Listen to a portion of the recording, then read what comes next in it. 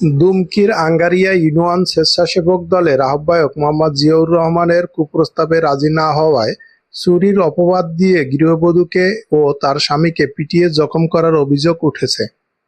অভিযুক্ত মোহাম্মদ জিয়াউর রহমান ও ভুক্তভোগী ওই গৃহবধূর ফোনের কথোপকথনের একটি অডিও কল রেকর্ড সোশ্যাল মিডিয়ায় ফাঁস হয়েছে। হ্যালো, কথা কইতে করলাম বললি কি কন?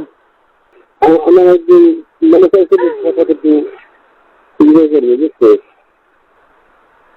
কারণ আমার একটু বউ আছে, একদিন একসাথ ভালো লাগে না, দেখতে দেখতাম কেমন বুঝছো। তারপরে তুমি চিন্তা করে যদি কখনো তোমার পারো তোমার সুযোগ বুঝা।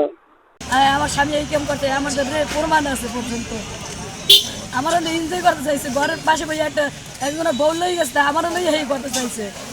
বাড়ির মধ্যে সবাই চাইছে, দেখছে কেউ খেয়াল করবে। এটা কবের ঘটনা? এটা 7 হয়ে গেছে, 2 মাস হয়ে গেছে। আপনি বললেন 7 দিন আগে মোবাইল হারানো গেছে। আরে মানে এই ঘটনা এর আগে? আমারও এনজয় করতে চাইছে। ও আচ্ছা আচ্ছা। যাক, এরপর আজকের ঘটনাটা কি? আজকে যে মারলো, আজকে মারছে, ওরে ডাকবে জাহিদ ভাই, ফোন দিয়েছে জাহিদ ভাই বলে, ফোন দিয়ে কইছে জাহিদ ভাইয়ের লাগে ও যাই একটা শাইনি খানকির বলা তুই কই তুই জাহিদের লাগে কি কইছে ফোন করিয়া।